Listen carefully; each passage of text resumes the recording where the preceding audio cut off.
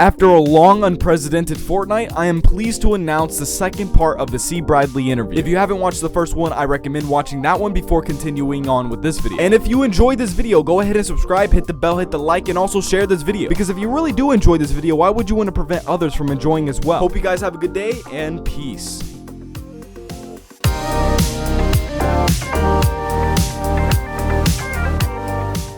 By the late 1830s, quote, a positive good. So now, for the first time really ever in American history, you get the development in the South of an intellectual class.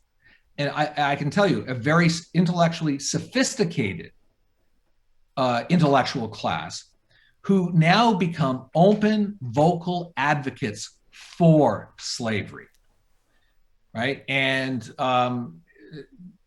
some of the big names were John C. Calhoun, who had been vice president of the United States and then eventually a senator from South Carolina, James Henry Hammond, who was the governor of South Carolina. And then you began this session, Ibis, with the quotation from George Fitzhugh, who I think was the greatest pro-slavery intellectual, greatest in the sense that he was the deepest thinker. I think following him up was Edmund Ruffin. And Edmund Ruffin from Virginia, yes, was another pro-slavery intellectual. So, but consider the irony. There would be no pro-slavery movement in between 1838, let's say, and 1861 if there had not been an abolitionist movement. The pro-slavery movement arose explicitly in response to the abolitionist movement. Would you say that the Declaration and the movements by the abolitionists were kind of like checkmate? It's kind of like a checkmate. You're in check. Well, not checkmate. I'm sorry. You're in check now, and you guys now have to make a move because you're gonna lose your major piece, which is slavery.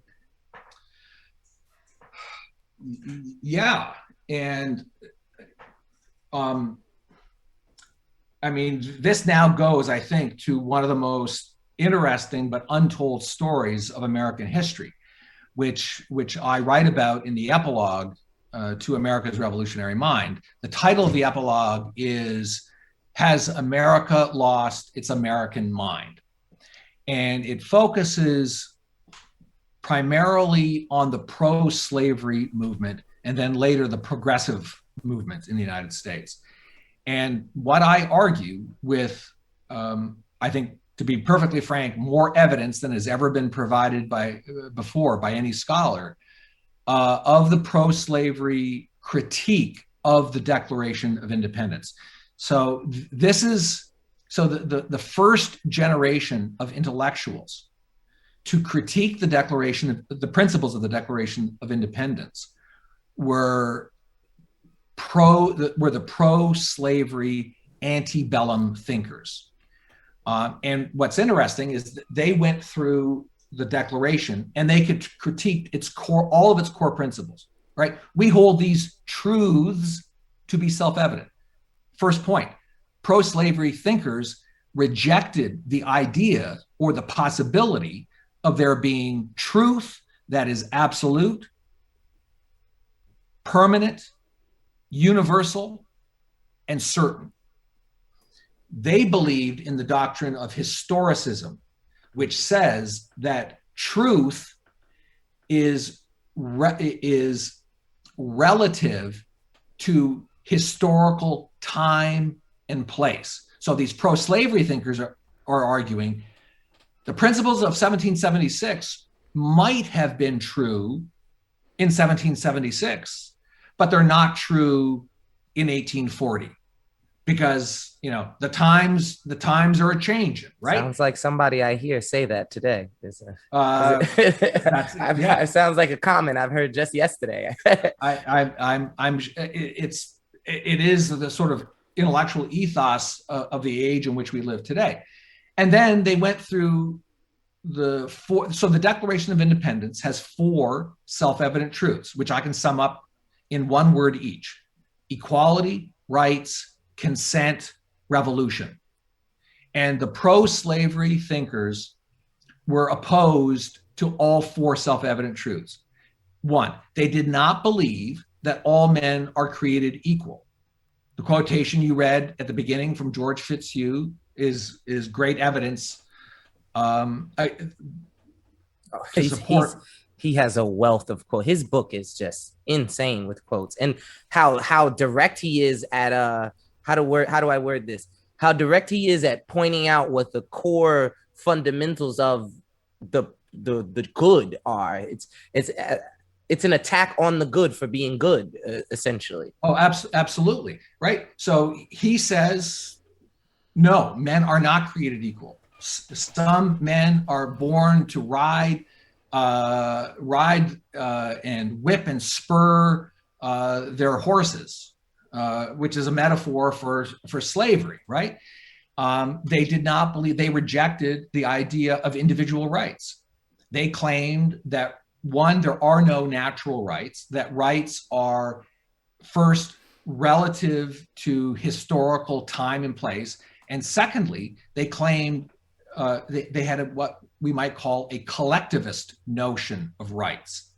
Rights derive not from the basis of human nature, but rather they derive from existing society. So in other words, there are the rights of Englishmen.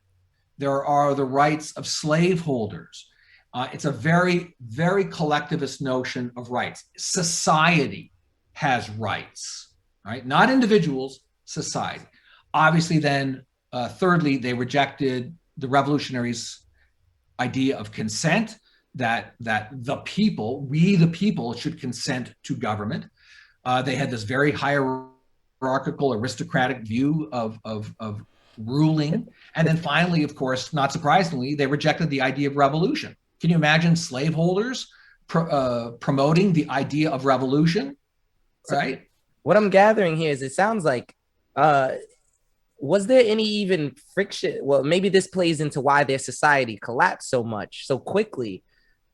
It seems like force was their political method. And even so, in some... Are you kidding me right now? Some of the, or just Black people, it seems like their society was very collectivist, even for the white male, even for the non-slave owning Southerner. Well, the ultimate logic of their position was that slavery as an institution should go beyond the issue of race. So George Fitzhugh, by the end of his life, is arguing for the enslavement of inferior whites. Yeah, probably the Irish. He's yes, yeah, exactly, exactly, and they had also a very collectivist political notion, right? So this whole notion that the Civil War was about economics or states' rights. Huh. I mean that was part of the argument, but that wasn't the core. I mean, the core was slavery. There's no question about that. But it is true that they did believe in the idea of state rights. And that meant that they took the state, Georgia, North Carolina, whichever southern state, they took the state, the idea of the state, as the primary unit of moral and political value. Not the individual, the state. So how did that work for them in terms of their law system, which I'd categorize as private law, and their idea of private property? Because here's where, and maybe bridge this into the connection of capitalism and socialism and communism here. Yeah, so they believed in property rights for some, right? But not property rights for all. And even more fundamentally, they believed that one man could have a property right in another man, right? So it's just a complete and utter rejection of the Enlightenment views of the revolution. And it's heralding back in many ways to much older views, much older European views on slavery. And, as I said at the very beginning, slavery as an institution is as old as the history of mankind. Are you kidding? These ancient traditions, which instantiated slavery. I believe you noted they even tried to borrow Aristotle or draw some connection between them and Aristotle. They did. They tried to use Aristotle and the Bible, and of course, I have not written on this, and I will not write on this. Although I think it's a fascinating topic, and I think somebody should write more on it, and that is how, in many ways, this debate in the United States was a debate within Christianity. Yes. So virtually all Americans of brother. And all the pro-slavery people were Christians. So you have this debate within Christianity about whether Christianity supports freedom or supports slavery, which is a fascinating debate. But the single most important, I think, and certainly the single most interesting development in Southern pro-slavery thought was their eventual flirtation with socialism and communism. So beginning in the late 1840s, and certainly up now through the 1850s, these Southern pro-slavery writers began to critique capitalism, particularly Northern capitalism, which they considered to be the true slavery, right? They considered white working class Northerners to be the true slaves, and much more enslaved, they argued, than their own black slaves. They argued it was good for their slaves, and they threw out the term, which has just gained popular awareness again, is wage slavery. Correct? Exactly. And so I argue in the epilogue to the book that these pro-slavery writers were pre-Marxian Marxists. So if you read, for instance, some of the speeches of James Henry Hammond, governor of South Carolina, and his critique of Northern capitalism, you would think you were reading Karl Marx. Right? And they call, by the way, they call these terms capitalism explicitly. It's not like we are importing these words and phraseology into their mouths. They were quite explicit about what they were talking about, correct? They were, and they were pre-Marxian Marxists. They were writing in Marxian language before Marx was writing about some of these concepts.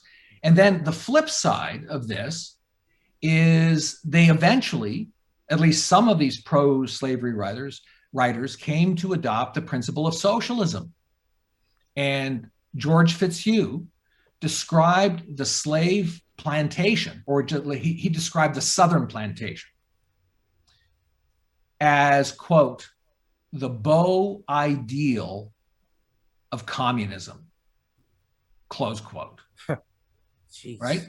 So he viewed the plantation as, and in fact, he said plantation socialism is better than European working class socialism. Because everybody's paid for it. Everybody has, you don't have to worry about losing a job or. No, that's exactly the arguments that they made, right? They made the first arguments for the welfare state. I was about to say that the connections to the welfare state is incredible here. They make the argument relative to Northern workers.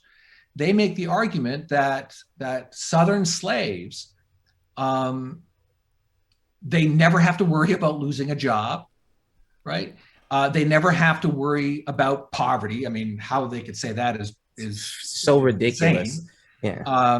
But the point being, they argued that plantation socialism is a system literally of cradle to grave welfareism. And it seems like it wasn't just capitalism as such. It was more so an abstraction or a particular point subsumed under what George Fitzhugh called private judgment, right? This fundamental thing called private judgment.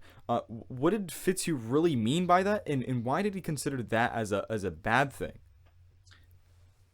Well, excellent question. Private judgment means that the individual is the primary unit of moral and political value. Private judgment means that individuals, not collectives, have rights. And rights are, the idea of rights is grounded in the idea that each individual has a mind of their own, which they have the free will to exercise, right? And of course, that's the last thing you want on a plantation, right? Is the idea that your slaves have free will and they have their own minds to determine how they want to live and what values they want to pursue in life. So at the deepest philosophic level, these pro-slavery Southerners they were going to the heart and soul of a free society's moral foundations. Better than even modern day conservatives, interesting enough. But go ahead, I'm sorry. Or at least some kinds of modern conservatives. Yeah, absolutely. So this is one of the great things. I mean, one of the extraordinary untold stories in American history, which of course the people at the New York Times will not tell. No, they will not tell. They will not tell the story of how pro-slavery Southerners were advocating against capitalism and for socialism. Explicitly, I always express that in explicit terms. We're not putting words into their mouth. This is what they said. I wanted to draw on a little bit more here on their politics, because maybe some pushback might come from those trying to make excuses for them. Isn't a position where the slave master is a law unto himself, kind of this feudal system, and how they connect feudalism, feudalism to capitalism, it's late stage capitalism. Wouldn't some people would kind of object to what we've been saying here and say, well, even though Fitzhugh said that, or they may have said that, they still believed in private property and individual judgment of the slave master to rule his own land. Can you explain how that's actually not an individualist take? Well, because the individualist take says that, and the Declaration of Independence says it better than anyone or any other document. All men are created equal. All means all. It means all human beings have the rational faculty and free will. Every individual has the right to be self-owning, self-governing, self-regulating, self-sufficient. That is at the heart of the principles of the American Revolution. And these pro-slavery writers, they deny the principles of the Declaration beginning to end. Can you talk on how did this pro-slavery society in real practical reality, how did these politics work out day in and day out? Were Southerners being taxed? Were they being forced to because I know there's a discussion because of the 1619, this idea that slave patrols are the original police system.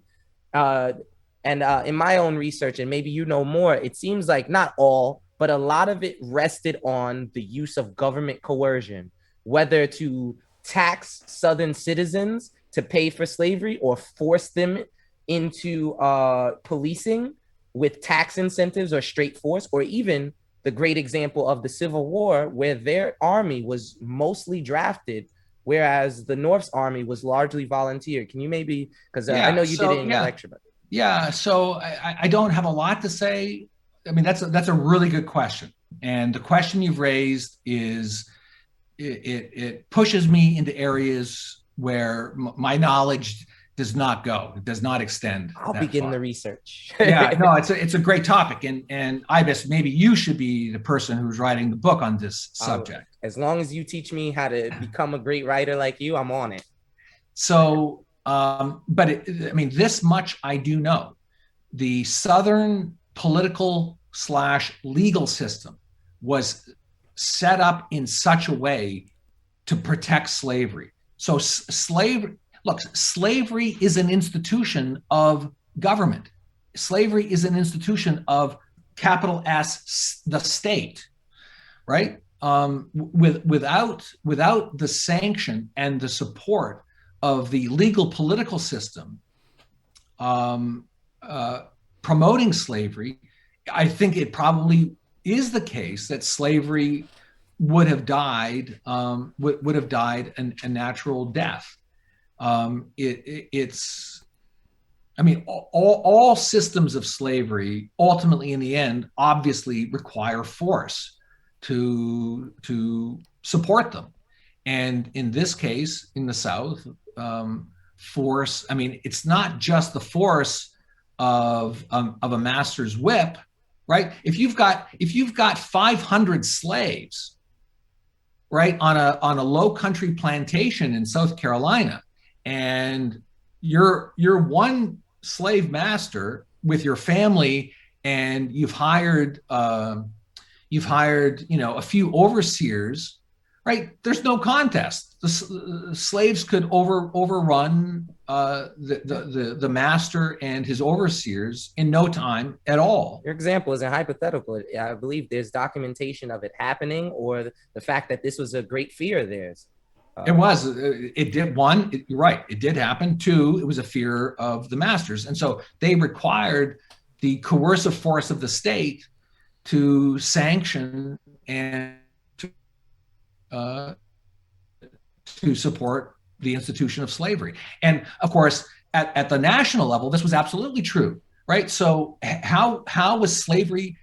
What was one way in which slavery was perpetuated in the antebellum period? It was through fugitive slave laws, right? The Fugitive Slave Law of 1850 sent federal marshals into towns like Boston, right? One of the ways in which people in New England eventually became radicalized against slavery was when they realized that the slave power had its forces of oppression, namely federal marshals in Boston tracking down runaway slaves. Kind of like an intra-America imperialism, if you will, right there. Yes, that's actually a good way of putting it, right? And how was slavery going to be extended beyond those states where it had already existed for decades, if not hundreds of years? Through the national government, right? That's what the political conflict of the 1850s was all about. With the Compromise of 1850, the Kansas-Nebraska Act, the Dred Scott decision, the whole battle over slavery in the 1850s was fought out in Congress in Washington, D.C. Yeah, that's a point that often gets missed. And I wanted to ask, were these rational compromises? Were there irrational ones? Were some of them, just kind of the best hand that could be played at the time? It's hard. I know it's hard to, do the hindsight view, but. Yeah. So, as an historian, I try to look at these things not from the perspective of today, but from the perspective of the time itself. And that's one of the things that I would say to all of the people who are watching this conversation that we're having right now, particularly the high school students who are with us today. And that is, it's really cheap and easy, right, to look down from the vantage of 2021 with our moral superiority, and to think that we would have done this, that, or the other thing. That's not the way the world works, and that's not how you should view these things.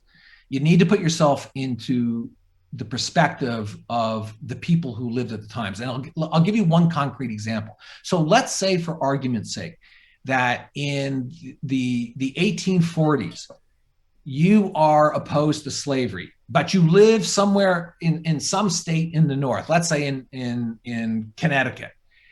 And In Connecticut, in let's say 1840, only 5% of the people in the state are abolitionists.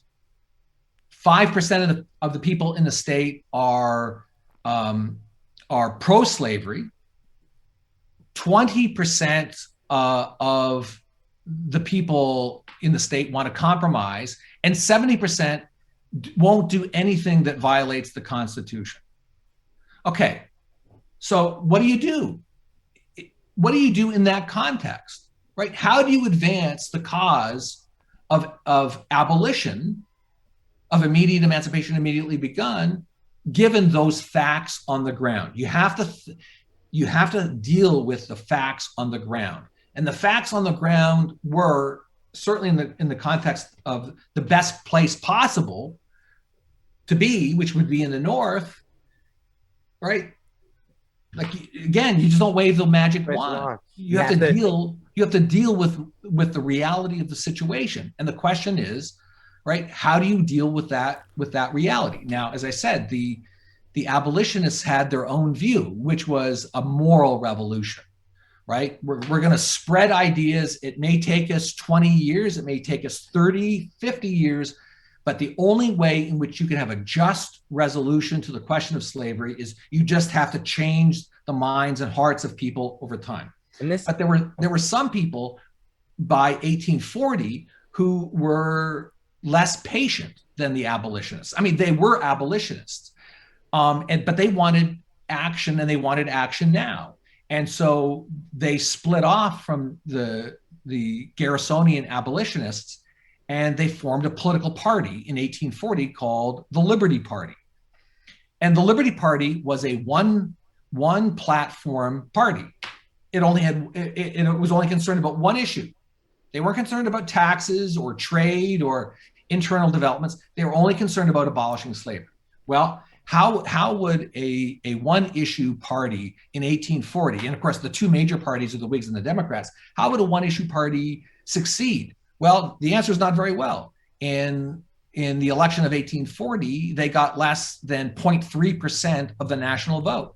And then 4 years later, they got 3% of the national vote. So even a pure abolitionist party wasn't going to work. And so what happened was, over time, by the late 1840s, you get the creation of the so-called Free Soil Party. And their position was, we're not going to extend slavery beyond the Mississippi. Their position was, summed up in two words: no extension of slavery beyond the Mississippi. But again, they did much better. They were a broader based party than the Liberty Party, but they only got, I think, 200,000 plus votes, which was nothing. It seems that there was a demand for a political system backed by some type of philosophic grounding. Would you say? There was. But the question is, the question that both of you, are the hard question that you're both wanting to know the answer to is, right?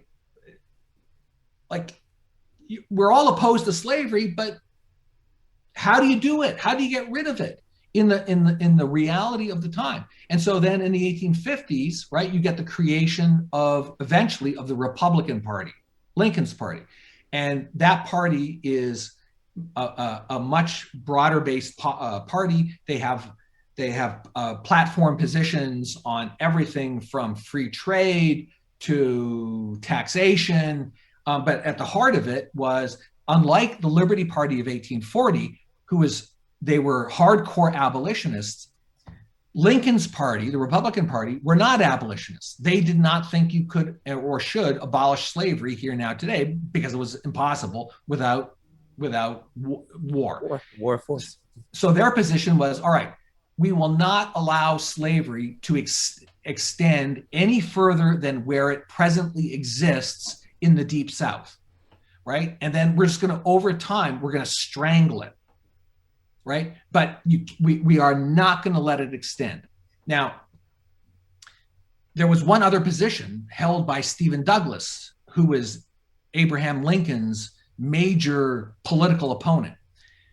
Stephen Douglas was also opposed to slavery, right? And so what I'm doing here in raising this with the two of you and with the audience is I'm trying to show you the spectrum of views on how to deal with the question of slavery. So Stephen Douglas, Lincoln's opponent, he was an advocate of a doctrine called popular sovereignty, which said that what we'll do is we'll let every territory in the trans-Mississippi West, when they apply for statehood, we will allow the residents of those territories to vote up or down whether we'll have slavery. Douglas believed that most places would vote down slavery, and therefore it was a very clever tactic. But Lincoln said, no, we cannot treat slavery as something that you can vote up or down. To say that slavery can be voted up or down, well, it's summed up in Stephen Douglas's policy that Lincoln called Douglas's policy the quote unquote don't care policy, as in we the national government, the federal government in Washington, we don't care whether slavery is voted up or down in California or in Utah or Colorado. We let the people of those states vote for themselves. And for Abraham Lincoln, this was a policy of moral relativism, which says we don't care whether you voted up or down, but we just don't want to have a civil war. You accept Lincoln the premise. No.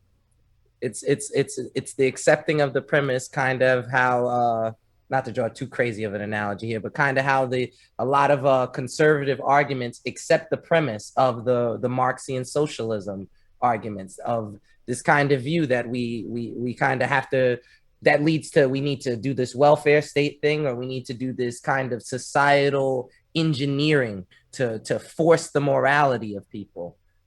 Yeah, I mean, take the Republican Party, the party of compromise. Consider their views on healthcare. So when political leaders in this country first started seriously debating healthcare as a right, the Republicans completely caved, and they agreed with the hardcore left in saying, yeah, healthcare is a right, but we can just deliver it more efficiently than you can, right? And so in other words, Republicans accepted the moral premise of socialized medicine, which is that there is a right to healthcare. Whereas, of course, the principled position would be to say that no, there is not a right to healthcare. As we wind down here, I wanted to get into two things that I think are nice for closing. Could you tell us about the something you mentioned a lot is the spirit of liberty? And I think you gave us a pretty nice idea of what the American mind is, maybe a small little closing summary on that, and then a little bit about Clemson and capitalism as such. Yeah. So I'm sorry, what was the first question? Spirit of liberty. Oh, spirit of liberty. Yeah. So spirit of liberty, this was in many ways, this is the moral heart and soul of what the American Revolution was about. I mean, think about it this way. In 1765, when Great Britain passed the Stamp Act, which launched what would come to be the American Revolution, all American colonists were loyal, I repeat, loyal subjects of the British Crown. You could say that Americans, in a sense, were monarchists, right? In that they were part of this British imperial system, and they all swore fealty to the king. But within a very short period of time, they rejected all that. And they did it because the Americans had a kind of moral trigger. And their moral trigger was liberty. And any attempt by the British government to infringe on any part of their liberty, no matter how small, like the Stamp Act, for instance, like relative to today, what was so radical? What was so bad about the Stamp Act, right? I believe on the internet there's a meme that goes, They revolted over 3% tax, and we're here voting over 90 and 50. Exactly. It's insane when you put it in perspective. That's brilliant. Exactly right. And so a lot of American revolutionaries and John Adams, I would say most of all, John and Sam Adams most of all, tried to invoke what they called the spirit of American liberty. And the spirit of liberty is a kind of, it's hard to describe. It's, on the one hand, it's an idea. So it's an idea of what liberty is and how it ought to be institutionalized, but it's also a kind of passion. It's a passion to be free. It's a passion, it's a sentiment. It's rooted in the idea of jealousy, or it's rooted in the passion of jealousy. Jealousy for one's own freedom. And so, if you had to describe what the major difference is between Americans in 1765 and Americans today, I would say it's that more Americans had a lot more of the spirit of liberty in 1765 or 76 than they do in 2021. I was going to ask you, are we losing it a little bit? To bridge us into talking about Clemson, I was going to ask you, how does the spirit of liberty relate to today? But one more thing I wanted to note that hit me just now when you were talking in your writings is, and this is just a shot at the libertarians, but self-ownership as a moral primary and not as a political, and how that's involved in kind of, like you said, once you said something about the jealousy of wanting to be right and be on the right side and do the right thing, make right choices and be able to do it. It pops into my head, that idea of moral self-ownership, responsibility for you and what you want to do. And maybe you can give us, you already kind of gave us a spirit of liberty today, but and talk more of how Clemson is increasing. So let me just say very quickly, in response to what you just said. So the founding fathers did not believe that liberty meant license. They did not think that liberty meant that you could do whatever you want, that you can rape, burn, and pillage. Liberty comes with responsibilities. And that's my own position as well, that liberty is not license. In fact, I would argue that you cannot have a morally virtuous society without liberty. Liberty is the precondition of moral virtue. And without it, without liberty, you can't be morally virtuous. And in the end, without virtue, you can't be free. Dr. Thompson, would you say a corollary of that is a proper government founded on the recognition of individual rights then? Yes. As a precondition? Yes. I would say as a precondition. Which is to say, government is necessary for liberty. A proper government. Yes. Encapsulates. Okay. Yep. Yes. I'm not an anarchist. No. You're very anti-anarchist here, and maybe you can. I'm anti-anarchist and I'm anti-statist. Yes, sir. So let me tell you about the Clemson Institute for the Study of Capitalism, which I run at Clemson University, and we are America's first and only university-based teaching and research center dedicated to exploring the moral foundations of capitalism. We believe that the single most important task of the 2020s is not to defend capitalism as the most productive and efficient economic system, which the free market economists have already done a great job in doing, and which even Karl Marx knew was true. Marx knew and said in the Communist Manifesto that capitalism is the most productive and efficient economic system ever devised by man. The problem with capitalism, Marx argued, is that it's immoral and unjust. And this is where the post-World War II American conservative and libertarian movements, in my view, have failed, because they have failed. They've made the economic argument for capitalism, and they've done it brilliantly, but they've not made the moral argument that has to be the precondition for not just capitalism, but of a free society, generally speaking. So that's what we do at the Clemson Institute for the Study of Capitalism. Is we're concerned with the moral foundations of capitalism. But what I'm really excited to tell your audience about, and particularly any high school students who are with us today, is that the Clemson Institute runs an academic program for Clemson undergraduates called the Lyceum Scholars Program.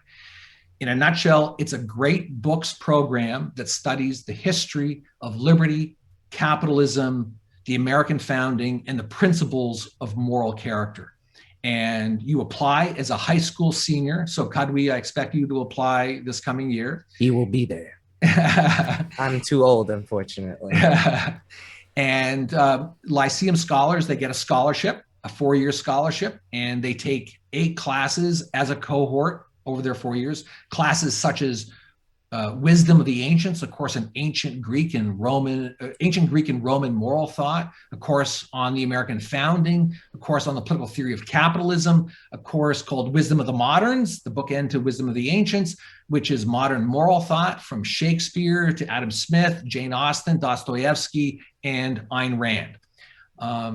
So that's the academic program. And then I'll say one other thing, which I think is the cherry on the sundae, which is that we give to each Lyceum scholar what we call a Socratic tutor. And a Socratic tutor meets with his or her tutees every other week for about an hour, the purpose of which is twofold. First, to help these young men and women translate theory into practice. So if Kadwi is in my class reading Wisdom of the Ancients, reading Aristotle's Nicomachean Ethics, how does Kadwi, this 17, 18-year-old kid, how do you translate Aristotle's very sophisticated ideas into your life here now today? The second purpose is to get young men like Kadwi to start thinking seriously and deeply, maybe for the first time in your life, about questions of moral character and your moral character in particular. So that's it. That's the Lyceum Scholars Program. And I hope the high school students who are with us today check it out. Go to just Google Clemson Capitalism and go to the Clemson Institute for the Study of Capitalism website. Go to our Lyceum link. We will absolutely make sure to put the links in the description. Also to your Substack, which I highly recommend, which is great, and to your lectures on the Ayn Rand e-store, which often we find even some objectivists haven't found yet, and they're absolutely amazing. And maybe to close us out here, can you tell us a little bit about what's to come next out of this series? Great. Yeah. Thank you. So Ibis and Kadwi are holding up my last book, which came out about 18 months ago, titled America's Revolutionary Mind, A Moral History of the American Revolution and the Declaration that Defined It. The book is I think it's a comprehensive view of American revolutionary thought. It's an analysis, on the one hand, of the Declaration of Independence, but not just the Declaration. It examines about a 25-year history of how the American mind was shaped and formed morally during the period from about 1760 to about 1785, 1790, something like that. I'm now working on my next book. I'm actually doing a trilogy on the American founding. So volume 1 is America's Revolutionary Mind. The book I'm working on now is titled America's Constitutional Mind, subtitled On the Origin and History of the Idea of a Written Constitution as Fundamental Law. And then volume 3 will be titled America's Founding Mind, which will be an analysis of the Constitutional Convention and the debates over the ratification of the Constitution. Big time excited. And hopefully you've had a good enough time that even though your schedule is probably going to be packed, you can make it to us, and we've built a big enough platform by then to be worth coming on and talking about it. Kadwi, did you have any closing statements? And then I just wanted to get a 1-minute closing from you, Dr. Thompson, kind of a message to the youth of the world. 1 minute, if you had 1 minute, just tell them anything. So Kadwi, anything? Yeah, I was saying that or I was going to say that in your book, it seems like you were nearly finished with the second volume in 2016. Where's the book at? Yeah. So you know, I wrote. I was writing what will be America's Constitutional Mind. I was writing that one first, and I was going to write one chapter on the idea of natural rights and the Declaration of Independence. And then I realized, you know, I can't just have one chapter. There's a whole book to write. So I took a year out from writing America's Constitutional Mind to writing what would be America's Revolutionary Mind, which turned out to be a much bigger book. It was 440 pages or something. And then of course there's the whole production process. And then in the last 18 months since America's Revolutionary Mind was published, I've done now, this interview today is probably my 75th interview in the last 18 months. Man. So if you wonder why it's taken me so long to publish America's Constitutional Mind, it's because I've been a little busy. But the good news is I'm back to work. A week ago, I got back for the first time since 2016 to working on America's Revolutionary Mind, or America's Constitutional Mind. So one day when your schedule slows, I'd love to have a talk about just the writing process, because I can't even imagine getting into a book years later like that. I can barely sit down to write, you know, an essay or something. I'm currently reading Ayn Rand's nonfiction, so I definitely also want to have a conversation through the process. And it's like, oh, you know. Absolutely. I'd be happy to come back and talk to you guys and your audience about the writing process. Yeah, you're one of our favorites, so we can go anywhere. Now, I guess the closing would be 1 minute, 30 seconds, however much time you want to take. Things, you know, if you had that time to tell them things, something they need to hear, kind of microphone to the world type of thing. Yeah, I would say this: you get one life, and one life only. Make the best of it. And know that there are people in this world who want to take the single most valuable thing to make your life good, which is your freedom. And the fact is, ideas matter. And you should, to all the high school students out there and the college students, take ideas seriously. The fact of the matter is, we live in an age today where we are engaged in a battle of ideas. And you will be a serf if you don't participate in this war of ideas. And that means you need to start reading. Ideas have consequences. Philosophy matters. And so my big message to everybody is take ideas seriously, get involved in the intellectual battle of our time. And as depressing as it can be sometimes, you can't give up. You can't give up. We fully agree here at Aporia, me and Kadwi. That's definitely our kind of mission statement. And I'd say this is a great book for motivation on just how much ideas need to be fought for and how much heroism is needed to put behind them. So this book is great for that. And I agree with his message. Kadwi, you want to sign us out? Grab the spirit of liberty in the middle. Okay. Well, I don't want to get up, but I'll put these two, and then you can see everything kind of being presented here. And those other two are C. Bradley's as well. Maybe we'll have you on to talk about those, or we'll just do a video on those ourselves, but because of your schedule. But other than that, thank you for joining us, everybody. Happy Father's Day. Sound good? And that's it. Thank you, guys.